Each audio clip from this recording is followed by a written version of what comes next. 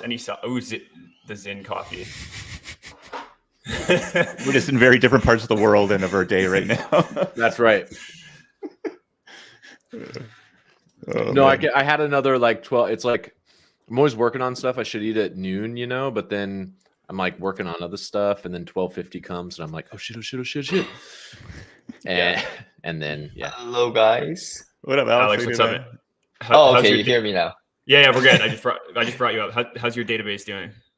Oh, it's yesterday we were prepping the pay to play version of it, and then accidentally blew up the DB of like one of the bets. So since last night into today's morning, like thousands of people DM'd me, so I had to manually recreate them. So a bit of a fire drill, but got it. As usual, I did actually see that. I opened the product this morning, and it was like, if you don't see your bet here, DM Alex. And I was like, yeah. He's probably having some fun with that. Yeah, laboring away. I mean, it ain't much, but it's honest work. I don't know, man. I'm always just amazed with how many messages you send in a day. I'm just like, I guess replying to a million DMs is probably just so natural to you at this point. I mean, I prefer being in Figma, but I can't afford the luxury all the time, so I do what I can.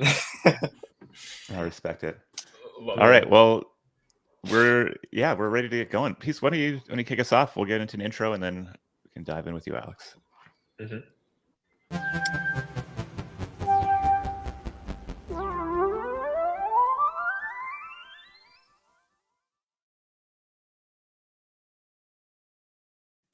We back, baby. Episode 18. That was legit. Oh, Alex, we don't fuck around here, man. We don't fuck around. Look at what you're looking at on the screen here. Episode 18. Episode 18 of Internet Explorers every Friday morning, 10 a.m. Pacific time, 1 Eastern, some other time, wherever you are in the world. I come to the show today with a mixture of excitement and anxiety, which is this feeling of, I think, almost bull market like. Is that the feeling? I don't know. There's just so much happening there. Maybe it's also the fact that we've just spent this last week talking to another 40 amazing teams, people who are kind of building the future, and kind of look around the corner. Got a great show for you today. We're going to be chatting with Alex from Pearl, who's building one such app. We got a little bit of a tease about some of the things that are happening in Joyland, if you've been following around on the internet.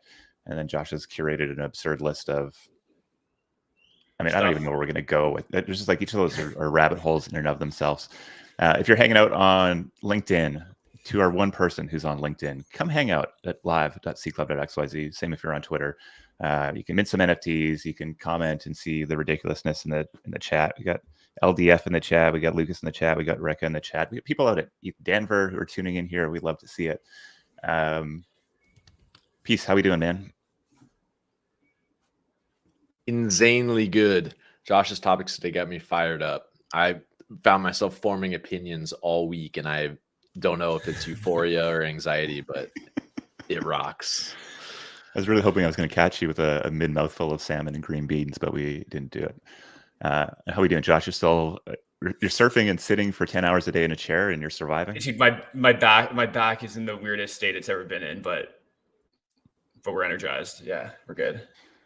All right. Well, we've got a big show today, so let's jump into it. Sick. Yes, we got Alex from Pearl joining us. Alex, what up? Hello. Nice to meet you. Yeah, nice to meet you too. I love the first encounters being on Internet Explorers. I been kind of admiring Alex, you and what you're building with Pearl from afar for a while. So really wanted to bring you on Internet Explorers for, I guess, two reasons. One, I just continue to be fascinated by prediction markets and just the rapid experimentation that we're seeing right now. This being able to have these global liquid markets to bet on anything that can have a defined outcome is just opening up this massive design space. And I think we've truly barely scratched the surface with what's possible there. We have Polymarket, which is this very explicit implementation of it. But I'm really excited by the products like what you're building that kind of take this much more consumer friendly, vertical specific, social approach, and very much don't call themselves prediction markets. It's I don't know. I think I saw Alex Giovanni, I'm gonna mess that last name up. I think he called it fantasy social. So I think that's an interesting category. But anyway, so one, excited to dig into prediction markets and why you're building there and kind of your vision for them. And then I think second, just you guys you've been putting on a master class of leveraging Farcaster to bring a product to market. And I think for months the entire product experience was facilitated through Warpcast. You can kind of one click place your bets there, and then I think just recently you've actually leveraged that into launching your own kind of standalone products. I'm really interested to kind of get into the mechanics there. But do you want to maybe to kick us off? Do you just want to kind of share a little bit about, I guess, your journey to Pearl? Because I don't think you started at prediction markets, right? Like how did you get to where you're at? Yeah, it's interesting because the origin of the company itself started from Farcaster too. Everything you see here is built by me and my co-founder Peter, and we both met in Farcaster 2022, and we started hanging out in LA. And we were just about to start the new company, and then we just decided to join forces as equal co-founders. And ever since, we've been building away, and including Dan Romero, there have been many angel investors that we only got to know because of Farcaster too, like Balaji and a few others. We haven't made the funding announcements yet because we are working towards our PMF. And actually, the entirety of last year was spent on 8 failed apps that just belly flopped right as soon as we launched. But we started as a social bookmarking app on chain, so a lot of people from Farcaster early days know about Pearl as bookmarking version, and by the time they returned, they turned into something else. Little do they know that there were 4 versions of apps that were still named Pearl. So we've been kind of keeping the brand and turning it into something else. And somewhere in the middle of it, we actually dabbled at a prediction market play of some sort, and it wasn't a full out version like this, but this one we started building towards because so this is 30th social app that I built or so, might be even more, including smaller projects. And I think the market is very mature for flat social, meaning you post something like photo, video, text, and whatnot. And I've heard from many of my reputable friends in the space that what they see as the next big thing really is something built around activity. Let's say you're going to NASCAR racing, something to enjoy together and build a social around it. So we looked at what's omnipresent around everybody these days, and everybody's online, and social media is everybody's playground. So our goal eventually is to build something like Disneyland, not like casino, like Disneyland, where people come and play with a little bit of skills written. You make bets on how things are going to turn out. It's very untraditional in the sense that it's not just sports score. People can hustle to get Mark Andreessen, for example, to cast. And it's happened through Fred Wilson and Vitalik and a few others. I have no idea who contacted them, but they did come back. So there's a lot of unpredictable versions of seeds floating around. So it's been fun so far. Yeah. I love Fred's cast. I've been told I am supposed to cast a day, so I am casting. It wasn't me. I don't think he answers me. That's awesome. Can you just give us a kind of quick description of the state of the product right now? It's basically a social media metric betting today, right? I guess where do you? What's kind of the near future vision for it? Is it just more markets, more lines, or does it look different in a hurry? So our current absolute focus is to actually. So we haven't announced it yet, but we're going to announce something of an announcement partnership with DGen. And DGen, we've been actually really integrating into marketing campaign from the early days of just giveaways and things related to it. But we're going to let people wager using DGen. The ratio of Pearl to DGen and all that is to be announced. We're still considering different options, and given the number of Pearls out there in circulation. So basically creating a profitable business out of this very simple structure of a product is what we're really looking for.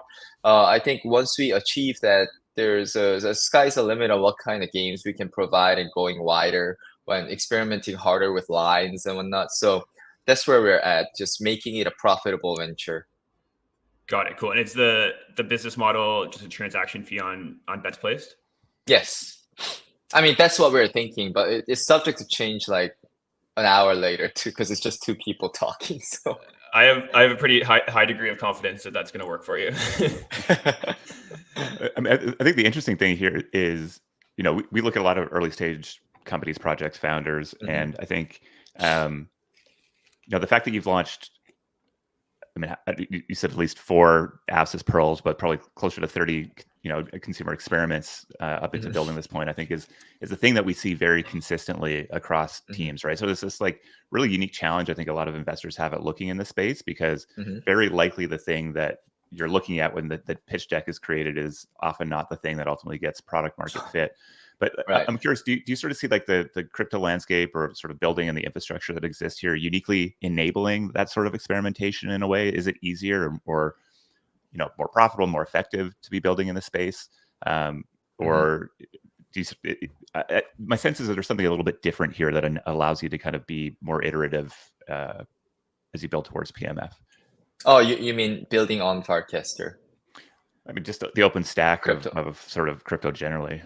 Yeah, 100%. So like majority of last year we spent in just general consumer social. We built apps for teams, built apps for founders, investors, like all across like 8 total native apps. And what's actually very interesting about crypto is that regardless of the number of people on it, which is a decimal point compared to the global population, so to speak, this the general tone and mood and etiquette around it is very transactionally fluid, meaning everybody's one tap away from exchanging value.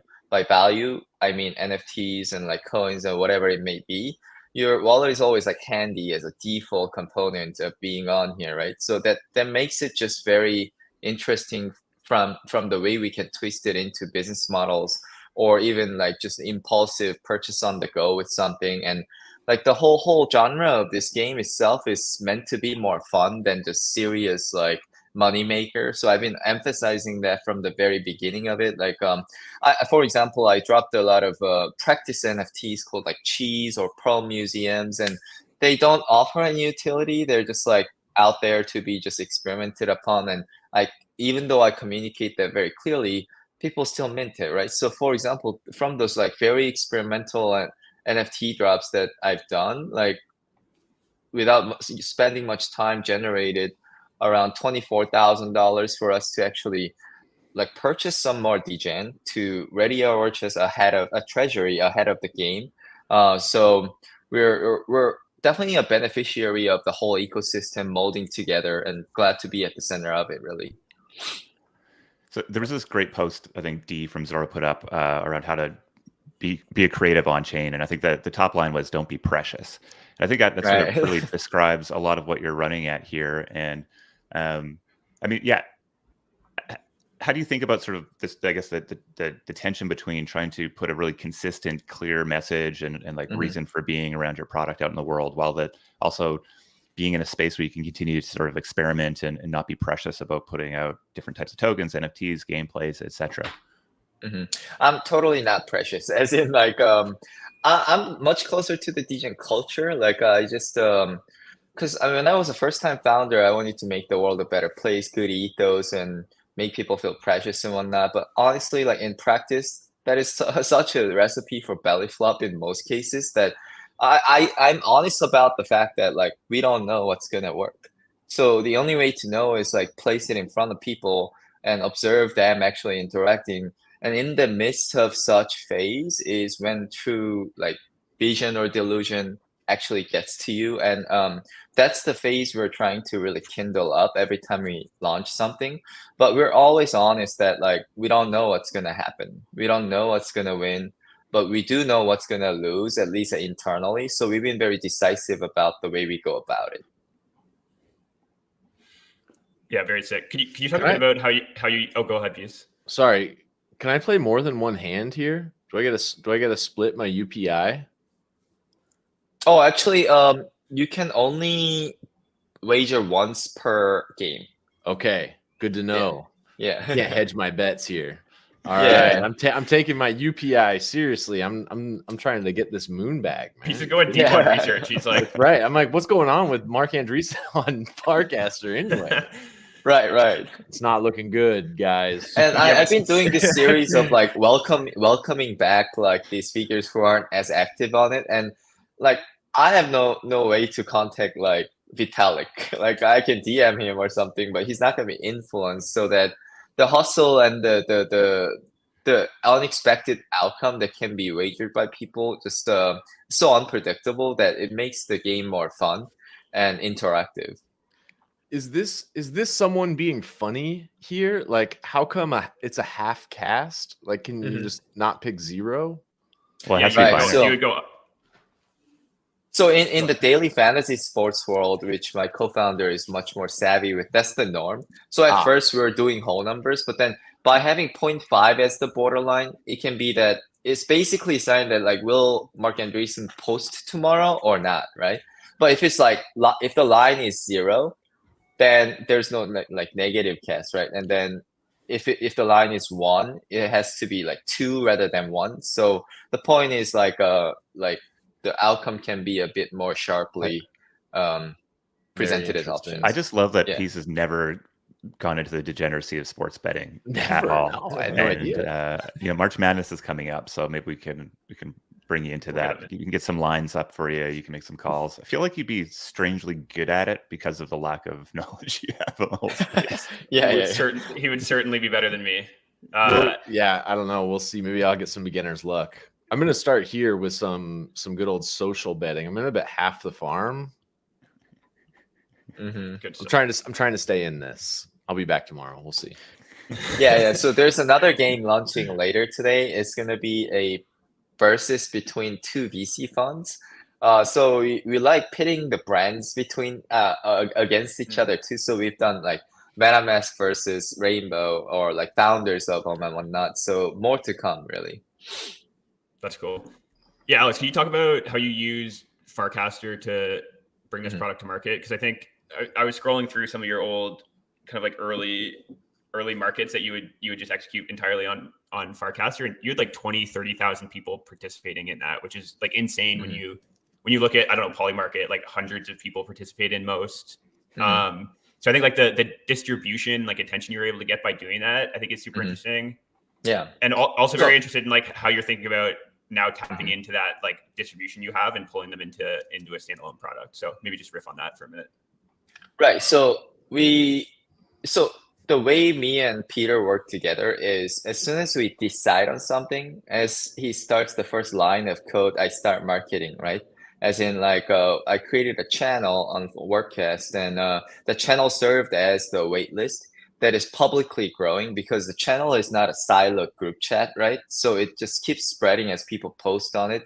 So I encourage people to do that. And here's where Degen kicks in a bit, like with a giveaway marketing and whatnot, so that the channel is self-served as the waitlist for people to keep building on. So right around the launch time, we had about 1,500 people. And then for like a better method, I DM'd every single one just like manually, right? Upon our launch, all at the same time, and that created the initial like cold start momentum.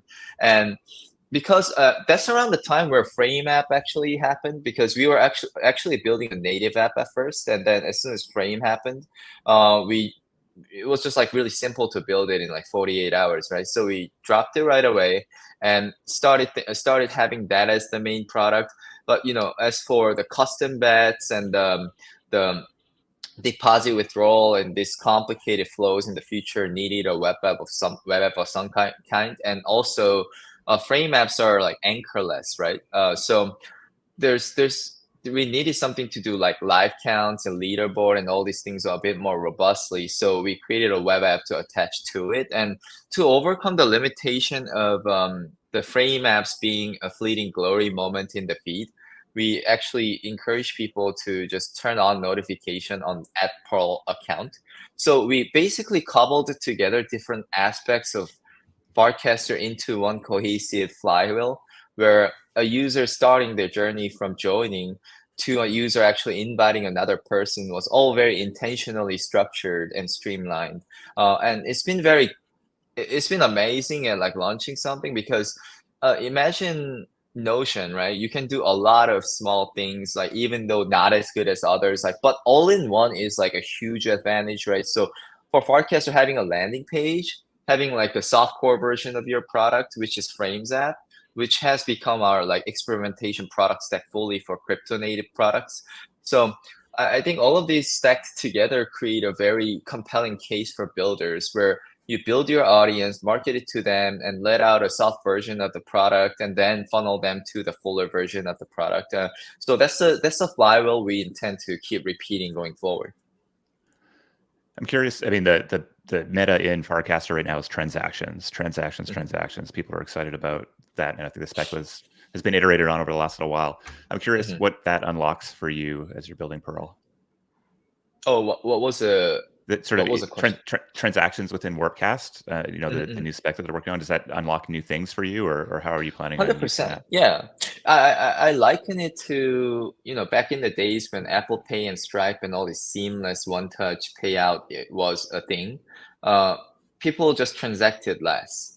Like it's a very simple equation of one more touch, one more click required, like churning in double digit, like pretty simple and straightforward, right? And on Farcaster, even for NFT drops, the little like cheese thing that I did, I don't think they would have stood a chance if it was like pop out, pop in like 100 million times before you actually mint something. You don't even know where it goes. But on Farcaster, one tap and you have it in the NFT section, and it can post it to the feed through notification. And like again, it's like an all-in-one moment, right? So basically, that's what we're trying to foster through the product DNA. Yeah. Alex, how successful have you been so far in getting the people who have been playing the game and interacting with it on Farcaster into your product? Like, is that a decent funnel? Is that very hard? Actually, very successful. As in, like, you might have seen like some of the likes and request counts on the actual Pearl account going slightly down. It's because like we've onboarded actually more people using the web app than just interacting with frame apps. As in, people who didn't get to bet would come and watch the game live. So the web app transition has been very successful, and we'll continue to evolve the frame app on Farcaster as a way to have casual gamers engaged and also acquire new users. Got it. Very cool. So what's next? What do we have to look forward to? Degen betting. I mean, when skin is in What the else do game. you need? What else do you Right. need? Yeah. Yeah. So I mean, beyond Degen in the future can be even like more forms of rewards and incentives for the users. And but like the way me and Peter work together really well is like we can have something like Disneyland as a very meta, like a long-term goal, but we really focus on one milestone at a time. And right now it is to turn this degen betting into like a profitable business for this to double down on and grow wider on. Like until then, we intend to go a little deeper till we crack the code. Got it. Well, I see our next topic is enjoy. So maybe we have something to do together in the future. I think there's some cool collaboration to be had here. Alex, appreciate you coming and hanging out with us and sharing the vision of Pearl, man. It's I think it's so important for us to be able. It's exciting for us to be able to bring people who are like truly in the edges. You're building every single day, shipping every single day to this show. I think there's a lot of builders who watch this, and I think we'll be inspired by your story of just kind of continuing to iterate. I think that's clearly the path to finding PMF here. And I am not a user of the web app yet. I play within the frame, so I got to get on that and see if I can be a better judge of the social features than Peace Note is, because that's really what drives me. I just want to compete with my team. I'm trying to beat Josh at Draw the Chart. It is not going well right now, and I'm gonna have to see if I can beat Peace Note. That's awesome. We can maybe do a versus one day of the you two and pitch you against each other or so. Like I mean, I'm gonna dominate. Are you kidding me? Get out of here. Not even fair. So like it's against like another fighter or something too. There's a whole team in. We can. There's a nice underdog story there. That's right. Yeah. People may rally, man. You never don't know. Yeah. There have been many underdog wins, and I came close to beating Dan, but then once he put his totalers to sleep, he just came back and like crushed me with like an NFT drop. So that really became like a story. I wanted to take the under there, but there was just no way I was not betting on Dan to win. Yeah, it's like the man's turf itself. So yeah. So it's been really fun. Let me know if you need anything, and looking forward to connecting again in the future. Awesome. Thanks, Alex. We'll release you to your DMs and database. All right, back to the labor. All right, see ya. Take care. All right. Yeah, what was the framing that you used to describe fantasy social? Fantasy social, yeah. I kind of like that. I'm seeing this. I love watching like language that kind of has felt awkward in the past start to get redefined. Like that's just like the narrative machine exists in crypto. I saw Alexia talk about moving from phygital to connected or something like that. And I was like, oh, let's just get rid of phygital, like for Christ's sakes. Like that's just like, and I like this idea of fantasy social. I mean, we clearly see a lot of people that are kind of building in what we could describe as that category. So I think it's got legs. Yeah, I like his point too of, you know, it's funny, I've played fantasy sports my whole life, and I was almost thinking of how you can like game the like social outcomes as being like a negative in the betting world, but in fact it actually just adds this entirely new layer to like the gameplay, right? And just the like layers of interestingness that he was talking about happening. You're not going to have an impact on an NFL outcome, right? Whether, you know, it's just a very limited set of people there, but in this big open sort of world that is the internet, you know, it's everybody can kind of play. So that's that level of depth there that I think is interesting. Yeah, it's cool. Yeah, fantasy social, I like it too. All right. So what is this enjoy thing? Yeah. So wondering how you're going to set this up. Yeah, I mean, I think, you know, if you're here and listening to us, you probably already know, but we're launching a meme coin. It's called Enjoy, and it's the first meme coin native to Zora Network. So we've kind of been like shooting the shit on this for a while. I think it was like, you know, late last year, just I don't know, we were just talking and kind of came up with the idea. But with recently Uniswap passed a proposal to actually launch an official deployment of the DEX on the network. So it really felt like the time was finally right to do this. Like we had been kind of going back and forth on all these weird, like, you know, bonding curve mechanisms or things we could do to kind of get around needing a DEX. And it all just kind of felt like it potentially detracted from the experience. So now that, you know, Uniswap's getting deployed, we thought the time was right to kind of run this experiment in there. And, you know, we only had 50 SEO7 interviews over the last week and a half. So we had tons of spare time to, you know, really spend on this. But I think like really the high level thing here is we've just been, you know, captivated by meme coin's natural ability to attract attention, seed community, signal belief, coordinate contribution towards a shared purpose, and really like the strong culture and ecosystem that already exists around Zora just felt like this very ripe scene to launch something like this into, both to, you know, reward people that have been contributing so much time to it, and also, you know, as an effort to really just like attract a bunch of new participants into the ecosystem. So, you know, we've seen the monumental impact that Bonk had on Solana. We've seen the huge impact that DGen has had to attract, you know, new waves of users into Farcaster. And, you know, we want to see what happens to Zora Network if we do something like this. So yeah, we announced it, I think on socials a couple of days ago. It's been sick to see the immediate energy around it and just the onslaught of memes that have started flowing. I think Enjoy is even more memeable than we expected. A lot of that is, you know, thanks to Pieces, just insane brain. But yeah, that's kind of the background. Jess, maybe I'll throw it over to you to. Yeah, I mean, I think big picture, we're just generally fascinated with the ways that value is created and captured at the social and cultural layer. And I think that's really been the driving force behind. I mean, we launched out of the social token meta back in 2020, and it feels very much sort of aligned with that. And so I think this idea of Seed Club being in a place where we can continue to drop interesting things that allow us to, you know, continue to learn together and hopefully have a pretty big impact on. I mean, this is the crazy thing, right? We're not involved in Zora. Zora's not involved in this whatsoever, but a group of people can come together, align around something, and, you know, we'll see what impact they have. Zora Network has, you know, a very small TVL compared to most other L2s. It's just under 20 million. You know, they didn't have a DEX. You know, there isn't this whole sort of culture of I think it actually feels kind of weird to think like why saw some messages being like, well, why the hell is Zora Network launching a DEX? They're an NFT platform. So I just think it's like an interesting right place to go do something. And I've been just blown away by the memeability of this. People are jumping in, and I mean, I think the channel's at 4,500 people right now. I know there's a lot of people out in the DMs asking when token, etc.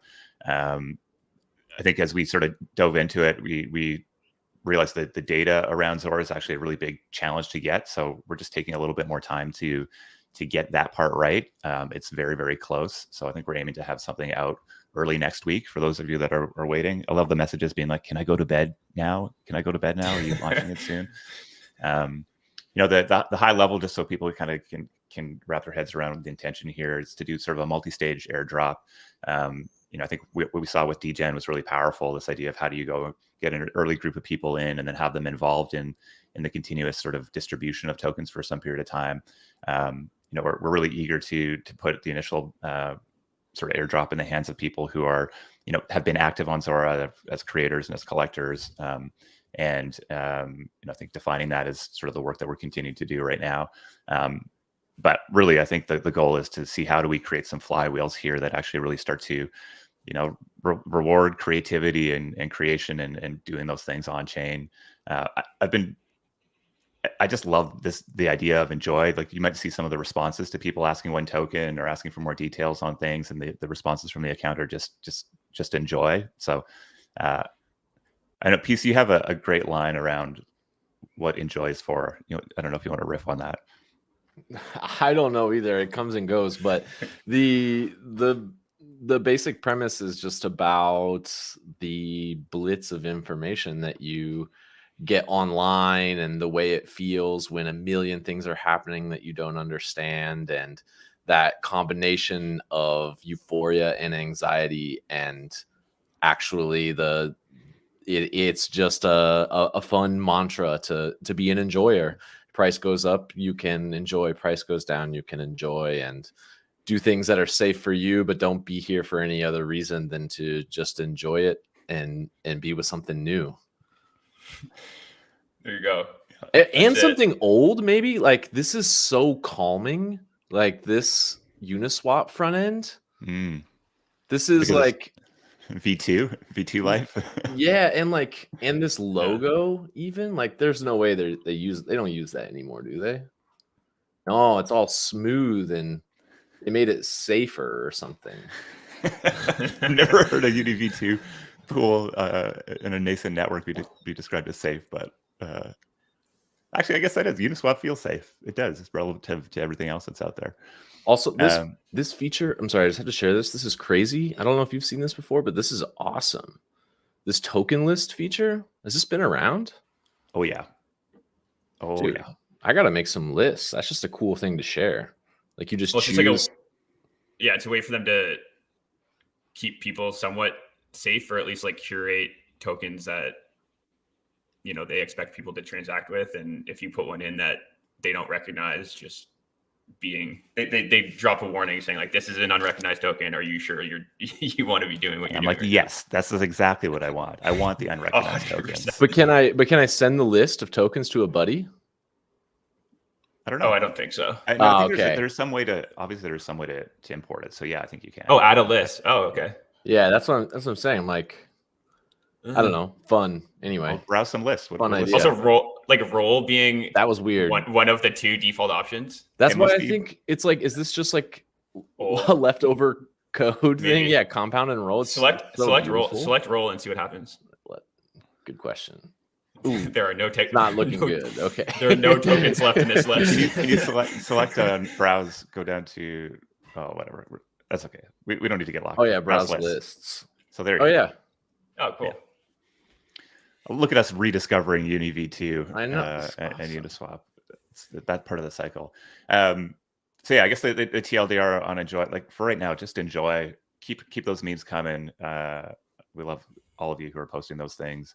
We're gonna have some more information maybe through the weekend or early into next week. Have no fear. The enjoyonomics will be very well detailed before anything goes live, and really aiming to make sure this is as fair a launch as is possible in the adversarial world that is crypto. We get some wonderful people working on it. So I guess the last thing I would say is, like, if you don't have ETH on Zora Network, you should probably do that if you want to come hang out with us here. There is a bridge that Zora has. There's also, I think, Relay from the Reservoir team that kind of allows you to bridge from different L2s if you want to go do that. My guess is most of you don't have a whole lot of ETH on Zora Network. So if you're trying to get that off an L1, find the low gas prices, because good God, has it been expensive. This is the thing, man. I just had this sort of I've been interacting on L2 so much over the last little while, and then I went back to, I don't know, what was I trying to do? I buy something on L1, and I was just like, just had this visceral reaction to both the like, oh my God, why is this $70? And then I was like, this world is so different now compared to where we, like, that was a very normal feeling 2 years ago, 18 months ago. And the fact that the vast majority of people now will be doing transactions that are in like the sub dollar, if not, sub tens of cents in the next little while is just going to be such an accelerant to the activity. It's actually insane how much mania there was alongside $100 gas fees. Like it just doesn't make any sense looking back on it. And I think, and also just think about point, like so much of the funding and like where people are putting attention, we're really driven around there needing to be this sort of massive upside or large dollar flows moving through it. And the fact that that isn't necessary right now, I think is just going to allow for people to, it's why all these social apps are working. It's why I think it's just still an underrated part of sort of the evolution of infrastructure in crypto. And I think a lot of people are still stuck in an old mindset, and we're going to be kind of blown away by the intensity of usage as the world comes back to us here. Wow, that agreed. That relay bridge was chill. Yeah, Reservoir's they're a boss team, man. They just continue to build some pretty cool stuff. So that's sick. Gotta try that. Yeah, I was scrolling interface earlier and was seeing a bunch of Zora deposits. So people are preparing. If you're bridging over, take a screenshot and drop it into the Enjoy channel just to show people that they should. We need to help people make sure. Like the risk here is like if you don't have something on Zora Network and the token launches, like there's going to be a smaller audience of people that can participate, and you just don't want to be. You want to make sure everybody can come in at the same time, right? Like that's the thing. You don't want to have like this huge disparity between the people who are paying attention early versus not. So enjoy. Just enjoy. Yeah. Nice. Okay, can we shout out? I just want to shout out Anushka for making my favorite meme. I just want to pull it up on screen. I just think it's so funny. It's just so awesome. It's like that just captures the feeling of a new token so well. It's beautiful. Sick. Yeah, I love it. All right, cool. Let's jump to decentralized social. So yeah, the decentralized social just continues cooking. So I think there were a few news items this week that are worth touching on, digging into a little bit. I think one is obviously transactions are coming to frames. They dropped kind of the proposal. I think they've iterated on it a bit alongside some feedback, but I think, something to talk about there.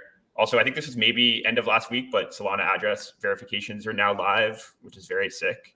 And then the third thing is that Lens announced that they're finally going permissionless, allowing anyone to join. So I think maybe let's start off with transactions. I think, interestingly, through our interviews this week with teams, again, many building on Farcaster, think about how to leverage it. Transactions, this like transaction unlock just came up pretty frequently. So, Jess, do you want to kind of jump into your excitement around them? Yeah, I think it's the fair criticism around frames so far is just like returns an image and like how cool is that? And so and then I think there's some doubt around how. Like if you're sort of initiating transactions within an app, or are you all of a sudden stepping into some challenging spaces with, App Store, we say regulations, not the right word, restrictions. And so I think, seeing the slow and sort of steady approach, I think the Farcaster team's been taking to try to get this right. There's been a bunch of dev calls on it. And yeah, I think right now it looks like it's sort of, that Farcaster is going to continue to be a reader app. And it's going to be pushing sort of transactions to sort of, you can initiate it in there. It will be sort of, I think, settled in there, but you'll be engaging through, I think, the Coinbase wallet SDK, or at least we're seeing a lot of tight integration between those two products in an interesting way. I think they said RabbitKit. I was looking through the like V2. Okay. Or Rainbow Kit, sorry. Interesting. Okay. Hearing different things. But anyways, I think the idea is that, it's going to be this ability to transact within Farcaster is going to unlock a bunch of new iterations for people to figure out how to make that smooth and interesting. And I think like the approach they've taken there feels very safe and I'm just kind of excited to see what people go build with it. Yeah, I think it blows open the design space pretty significantly, right? Like you can, a friend could like share a meme coin and you could just like ape into it in context, or you could use a DeFi protocol in context. You could send peer-to-peer payments, like bet on, Pearl could now like facilitate real bets through a frame. So I think, there are a ton of new unlocks here. And I think, we just continue seeing the power of removing steps of the funnel in crypto. And this is, removing a bunch of them. So it'll be cool to see what happens. I'm super eager to see what people start to do on Lens, because it's a meaningful different network, different sort of tech stack. Yeah. I think there's sort of like still suffers from like a lack of density around users, and I think there's a bunch of apps building on top of it that have come out and are really making a big push now, and I think feel a lot less constrained by the slow onboarding process that was existing before. And so I think my bet here generally is like that developers and what they build will be the main driving force behind sort of the success of Waves. Like if you look at Farcaster right now, I was checking out the Dune dashboard today. It's very clearly coming back off the high of sort of 2 weeks ago, and it's in a consolidation phase. And I think likely what we're going to see is like folks like what Alex and Pearl are building there, where they're just these new experiences that really become more powerful because of the social context, and that's going to bring people into Farcaster or whatever that sort of breakout app is on Lens. I think will be the major driving force. So clients is sort of like the base, but likely the things that get built on top of it is like the reason for people to come in and try new things. And I think Lens is just one compelling social game away from seeing a major uptick in usage over there. I agree. And we're seeing just so many other new other attempts at this as well. I think in the consumer crypto channel, David posted something about 0x People, which is kind of like Block Explorer meets your social graph. I dropped off in the sign up, so I don't really know because it was, there's too many blocks in the way for me to actually go sign up where I have to tie all these things together. But I think there's something interesting there. It's 0x PPL. Yeah. Oh, I see the chill people. Yeah, it's going to be, I think Farcaster, after they went permissionless, I think like 10x their user numbers over the next couple months. I think Lens is starting from a much bigger base, so we'll see what happens there. But I dropped a tweet showing that they've seen a massive uptick, obviously, since going permissionless, and I think really it's cool because it means there've probably been a bunch of improvements at the protocol layer to improve like spam reduction and content moderation and all this stuff that was kind of a prerequisite to them going permissionless. So excited to jump back in and see what they've improved recently. I think again, it just continues to coming back to their need to like own the social context in some like valuable niches like Farcaster did. I think it just like continues feeling like a bit of a content wasteland to me. But I think to your point, like a solvable problem if they can have some killer apps that pull people in. I mean, Farcaster felt like that to me until it didn't, right? I think that's the crazy thing is just like, the question is like, how long does it take to get that together? So we'll see. I mean, they just need to continue retaining developer interest, right? Because at some point, like as a developer wanting to leverage an open social graph, do you go to Farcaster now or do you go to Lens? And once that switch flips, it's hard to. Can you go to both? I don't know. I think that's what the chat's Yeah, asking. you can. Can we be? No, but I mean, like cross posting. I thought I was saying composting because the screen is very small for me. But we're talking about cross posting in the chat right now, and right. I don't know. I think it's interesting, right? Because like the early days of social, there was a ton of cross posting that happened, but you start to see these networks kind of developing their own cultures, right? And I think it feels very awkward to cross post something from LinkedIn to Twitter. It kind of still feels awkward for me to cross post something from Twitter to Farcaster, but definitely less so. Actually, I usually will test something out on one or the other and then maybe bring it across if it does well. I mean, that's how I felt with Threads, right? It's like I don't want to tweet to my Instagram social graph. Like that doesn't even make sense to me.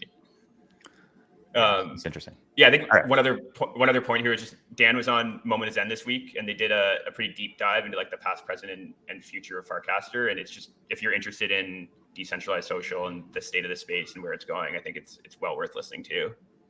He's very just candid in everything he talks about, and I think my biggest takeaway maybe is just this kind of like ongoing trade-off that they're dealing with between protocol development and product development, and like the tension between, very rightly recognizing that the thing that developers want and users of Farcaster want right now is like continued novel feature set and more distribution, which really like requires them to focus on Warpcast, but then also recognizing that, they can't go too far in that direction and, lose developer trust, and really recognize that the massive opportunity here ultimately is for Farcaster to be like underlying social graph of the internet, and Warpcast is only, you know, as valuable as they hope it can be if that's true. So just this kind of constant tension there is and I don't envy him being in that position.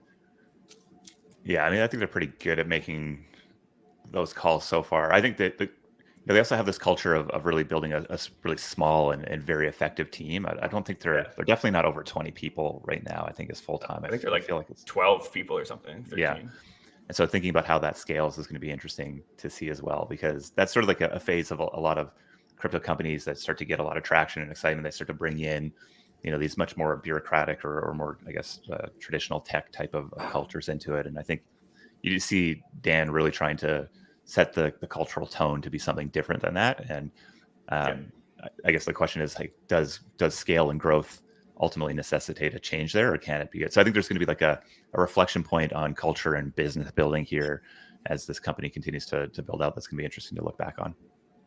Big time. All right, cool. Let's jump to Blast. So yeah, probably everyone is very aware of this, but Blast went live early yesterday morning. And it's, you know, dominated Twitter headlines. I think a bunch of. One day you will have to answer to the children of the sky.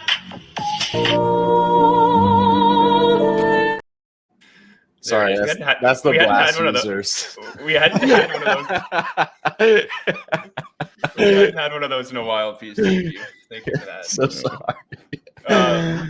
No, we love it. We love it. But I think, you know, love their tactics or hate them. I think they've just like put on a masterclass bringing an L2 ecosystem to market. Like ultimately, like the two things builders truly care about, or most crypto builders specifically, is liquidity and distribution. And they've just like relentlessly run at getting both, right? Like initially they leveraged Pac-Man's reputation and, you know, obviously intense speculation games to have $2 billion in liquidity from 200,000 plus users waiting for this for mainnet to go live. And then they leveraged that to attract thousands of builders to launch Blast native products, or at least integrate Blast into their existing products for day zero. And a core strategy is this big bang competition that they ran, which they're using to distribute, I think, half of the airdrop to early projects. So they've touted over like 3,000 applications from builders, which is amazing. And I think they ultimately selected maybe 50 to 100, don't know the exact number, for winners. But what's cool is they're actually distributing Blast to these projects for them to then distribute to, you know, to their users. So, you know, not only did this attract a ton of builders, which they obviously wanted, but it's also driving a ton of attention to the actual projects on the ecosystem, because, you know, people now know that they have liquidity on Blast. There are a bunch of Blast points. They know these projects now have Blast bags. So there's kind of just like layers of speculation, attention games they're playing. It's so far and beyond that. Like I went and transferred from the staking contract onto Blast mainnet last night, and you get brought into a bit of world building, and then you land on a page. I was just trying to find the screenshot for it, but I can't find it right now. That's basically showing, like, it's basically a gamified L2. Like, it's going after those exact two things that you're talking about. One, it's like stake to earn points, and that points number is ticking up pretty steadily, and there's sort of like a streak type perspective to it. But then they drop you into like basically a big list of apps that have launched on Blast, and they're creating this sort of feedback loop where if you go and do things on those apps, you actually earn gold, right? So another, I mean, for all these points haters out there, you're not going to love this, but like, it is compelling for users. You cannot, you know, I think Blast is going to prove this out. So this idea that if you go and do things within these apps, you're going to sort of earn at the network level as well. And sort of this like go-to-market distribution stack along with liquidity, as you describe it, and just making that so easy and obvious. Like, you know, here's like a list of apps that you can go click and you earn points and you earn gold. And the hint is that that's going to represent sort of, you know, value or airdrops in the future. And yeah, through this sort of that program they ran at the beginning there, they're giving out a bunch of gold and points to these projects, and they're like, yeah, projects, you can hold on to those if you want, but a lot of them are using it to sort of spark growth within their own app. So, you know, and then if you look at the referrals, I mean, it's Ponzi-nomics wrapped in a beautiful user experience, and it's kind of like just the most, I mean, beautiful maybe is, yeah, I'll use the word beautiful. It's beautiful in a generative way, right? Like, I don't know, but like it's really showing like a very explicit product that's talking about like clearly where the value gets driven in these networks right now. It's about driving liquidity. It's about driving usage. It's about getting new people on board.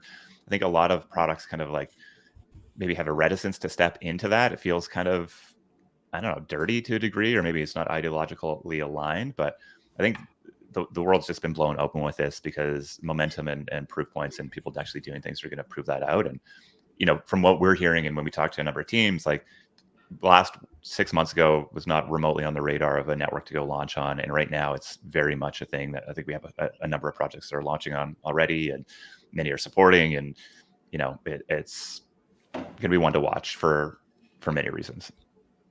Yeah, 100%. They're just, they're building, they know who their target audience is, and they are just building the thing that they want, right? It's the, in this like emerging L2 ecosystem of, I don't know, Base being the kind of, I don't even know how you describe the like builder scene that they have there. Zora's the culture chain. Like this is very much the like gamified fucking degen casino chain. And yeah, people Vegas want chain. that. People fucking want that. So yeah, Zora's New York or LA and Blast is Vegas.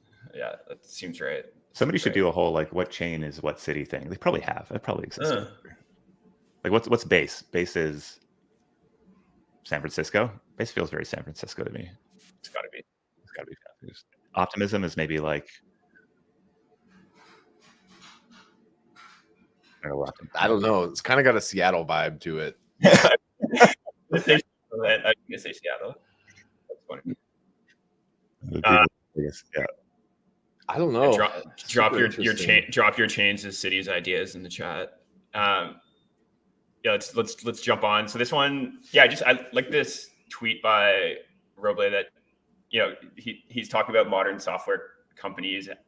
He's showing how modern software companies are becoming lifestyle brands, and we've talked about a bunch. We've talked both a bunch about this, and also the inverse is also true, where with the emergence of open protocols and increasingly powerful AI, like now lifestyle brands also have the opportunity to expand the surface area where they're serving their communities and step into becoming software providers. So I actually tweeted this just before this, but like people stopped consuming generic opinionless media a long time ago, and I very much think that we're moving to a future where people are going to stop using generic opinionless software and are going to want themselves represented in the software they use. So, I think this is why we so relentlessly talk about the importance of projects being mimetic.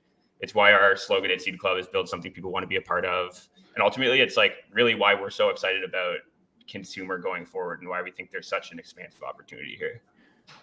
Yeah, because it's sort of driven on this consistent decrease in the cost and difficulty of launching new products, right? And I think there's this whole meta around what the impact of AI will have on product development. And you start to see it in like some of the, I think I was listening to the All In podcast a while back, and Chamath was all about this idea of like, why'd I spend, hundreds of thousands of dollars a year on B2B SaaS seats when, I could go in and maybe just replicate most of that with the support of AI, reducing the cost. I don't know how realistic that is today, but you can sort of see that happening. And if we look at the crypto landscape, where it's this series of open source contracts and tools and infrastructure, we just had Alex talk about the infra that he's able to go build on to be able to bring these products to life in a much quicker way are very real. And so if you start to draw that out into the future a little bit, and you think that that there sort of will be more of a generic stack that people are building on, and what is like the unique differentiator on top of it. I think it's a sense of belief and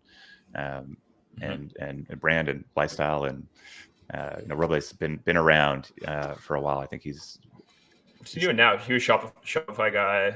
I mean, something about this gets me so fired up, because I actually think that this is like the long tail of like design studios exiting their style onto people. And I think that this has been a trend for a long time, where it's like blanding, when brands lost everything, like that was just as much of brands becoming a lifestyle thing. That was a response to people's taste. That was a response of what people wanted. And that's coming back around, or the style is changing a little bit because people want that. But I think that it's more of a sign that it just becomes a basic necessity. And I think people are over indexing on it being the actual value. Like I've downloaded a lot of cute software lately, and I'm back to like vanilla iCloud, like vanilla Mac stuff. And I think that is actually more on trend with people's experience than like getting the cute one. But everyone who sells cute shit loves this. So, and I make cute stuff, so I like it too. But what it drives me crazy. It's clearly not it's clearly not enough, right? Just a cute wrapper on top of something is not it. I think that's like this sort of sense of belief. Like there's identity. Arena is a great example, right? Like there's just such an identity that goes with the type of person who's curating to Arena, and even with Superhuman, right? Like they've gone after very clear types of guys in their approach there, and so yeah, I think a lot of the stuff is table stakes. This is the thing. Like I read this post on It's Nice That, and it's like this designer saying like AI can't give you good taste, and like if you're a good designer, you need more than just the skills to make something. It's like that has straight up always been true, and like AI gives you the exact same access that Google does. And I just think things actually like Arena and Pinterest have done more to destroy good design than AI has or could ever do, basically. And like, I don't know. I think there's this, I'm going through something, and there's this weird fundamental misunderstanding that we all have with this new era we're entering in, that it's got me twisted up. Wow, I haven't had a good peace rant for a while. Let's go. That was sick. All right, we know the buttons to push moving forward here. Let's let me get into my AI generating phase here and we can get going on taste. Okay, let's jump to valuing tokens. So this is, I mean, kind of an instigated thought from the Chris F post this week. Okay, let me get into this. So Chris F dropped a good post this week that just describes how different of like an economic realm we exist in, tokens exist in, crypto exists in. And I just constantly see people negatively reacting to the market cap of tokens and, comparing them to market caps of traditional companies. And it's just so incredibly stupid because I don't know, I think we need to just completely throw out our existing ideas about market caps and completely reimagine them for this new world. Because in the traditional finance world, the market cap of a company is just entirely a function of expected future cash flows or whatever, some like financy thing, right? And then, a business can only grow their capability so fast, and the markets they play in have real world constraints. So there's some like real upper limits to the market caps of companies in given markets, right? And that's just like fundamentally not true here. In a token world, a market cap's a function of attention and belief, and these flow at the speed of information on the internet. And $1 billion market cap for a token that was launched a month ago that is, dominating the attention of a bunch of very affluent and online people that are consuming tokens of products is just completely reasonable. And it's probably actually going to seem incredibly low in hindsight in the future. So I think this just perfectly captures it. It's just like, these are just different things entirely. Yeah. So even if you don't buy WIF, at least you can enjoy it and it'll make you laugh. Spirit Airlines makes you feel miserable and you pay for it. I mean, I think like I sort of look at so clearly there are examples in the traditional finance world where DCF is not the driver of value, right? Like you look at Tesla, for example, right? There's sort of like this hope and belief. And I think that's really what has just really been unleashed in tokens, right? There's you wrote a great piece, man, it's probably over a year ago on the meme utility spectrum that was kind of getting at this, right? This idea of like the more you describe the specific use case for it, the more somebody can, like the harder it is to sort of live in this world of pure memetics. And, it's memetics are full of potential and it sort of like feels like its own fantasy land. And as soon as you start to land it in like, okay, well, we should, back this token with the TVL or with the NAV or, with how many users are going to be in here, people sort of get out of that world. So I don't know how much of this is sort of like, I think it is clearly true that there's, the liquidity and global reach and sort of this ability to participate has created significantly higher multiples on whatever perceived value things might have. And that I think will persist. I think the question in my mind is really like how, in the world that Chris describes, it really is a function of attention. And I don't think you sustain attention unless there is some sort of like underpinning mechanism that is going to drive demand over the long term, or at least it's going to be a very small number of assets that ultimately can live in that pure mimetic space. Yeah. And we see that in NFTs. You could probably name the top 3 or 5 NFTs, and probably many of them don't have, they sort of just have like a large collector base, and there isn't sort of an ongoing need to support them. I think, Derek from Collab Currency has a really great piece describing sort of like the digital products that don't have dependencies on teams. I think, Doge and Shiba and, maybe Bonk and WIF are sort of live in that zone. But I think for many, the wrong take to sort of step here is to think that it's only going to be mimetics that ultimately drive it. And I think what discounted cash flow does, it kind of gives this base layer for people to be able to actually put some things into spreadsheets, to be able to convince themselves of some sort of value, and it kind of creates a floor there. So I think my belief is that these two worlds need to come together. But I think where most people get it wrong is the belief that you can start off with the DCF calculation and really aren't realizing that it really is an attention game, and that attention, if done right and if gotten lucky, is able to kind of give us the opportunity to go build the rest. Yeah. Well, they're social systems more than anything else, right? Like the reason that, people are using DCF to value equities is because people are using DCF to value equities, right? And here, because attention dominates and belief dominates, you can, use future belief and future attention as ways of measuring the potential for a token, right?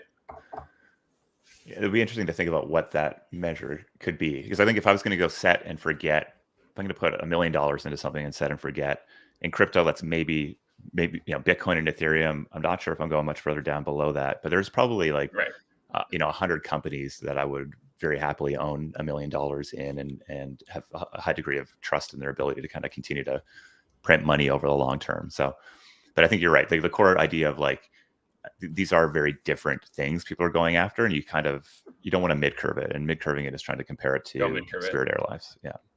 Yeah. I saw another one. It's like comparing, the world market cap now, or world coin market cap is now larger than OpenAI, which, obviously people hate, but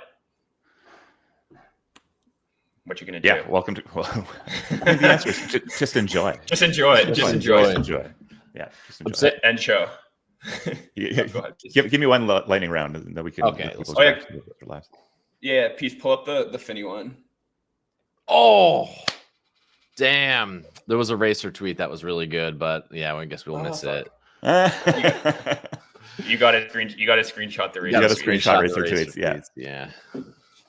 Yeah. So Finny, who came through our last cohort, they've been working on this pretty cool kind of social kind of relationship deepening product where, you're a one-to-one chat you have with someone basically is like nurturing and growing this Finny character. And, they help kind of guide the chat with like interesting questions. And it's a pretty kind of fun, novel social experience. And it's been in closed beta for a while. I think they've been pretty excited by the usage and excitement around it they're seeing, and just recently opened it up for public use. So recommend going to check it out. And it's a great example. Like we're excited about Finny because of like the emotion and attention were able to capture around these sort of cute characters that had sort of data feeds into them. And I think they're sort of like, the real question I think in a lot of people's minds is like, what comes next from that? And I think they've really pulled that same feeling over into in a really interesting way. It isn't about a place. This is not the place where you're going to go and try to get broad distribution on a new product. It's a place where you're going to get, deeper connectivity with some people that, maybe only digitally. One way to look at it is maybe like an alternative sort of dating app, or maybe the thing that you get into. It's like Tinder plus this is the chat would probably be like the killer thing, really. Like this idea of getting to know people better and doing it in a context that just feels more, I don't know, sparkly and soft than the open internet. And I think that we're talking cuter for sure. Definitely cuter. Josh and I were using it in the early days, and feel so much more connected to you now, Josh, than I did before because of this. True. We got in a call with Sam. He was like, "You should probably try it with like your girlfriend or something." Yeah, and not each get other. It, but yeah, it's like but yeah, you should go give it a try if you need somebody to talk to, and if you want to get. I'm very happy to go deeper with you, so you can add me there. But pretty stoked on I mean, Sam's just a wonderful human being, and He's a gem. Yeah. you should follow if you want some like. Is good he still on counter- Twitter? counter- I feel like is he tweeting these days? Oh, he's tweeting. Right. But it's a locked account, so you kind of have to be on the inside to get it. But it's a great counterbalance to the general crypto Twitter vibe. So there is truly nothing I enjoy more than designing products and completely stripping his. I don't know. He's got his account locked, so maybe we shouldn't go through his entire feed here. Okay, fair enough. All right, folks, we're over time here. This is episode 18 of Internet Explorers. The chat has been pumping. We got a lot of great responses to your rant here piece. So if you're watching us over on Twitter or on LinkedIn, I love the stats on LinkedIn that keep ticking up from 1 to 2 users. 7 users are just around the corner. But appreciate you coming and hanging out with us. Go join the Enjoy channel. Drop some memes over there. We're gonna have some more news for you next week. I don't know. We feel like, are we back? I think we're back. Interface is popping off on me. I have a hard time. I wake up to a bunch of notifications. Y'all out there doing some weird stuff on chain, which I love. We're back. We're back. We're back. We're back. Yeah. I mean, there's so much else going on, but let's leave it there. It's going to be a big week. It's going to be a big week. We'll see you next week. Just enjoy.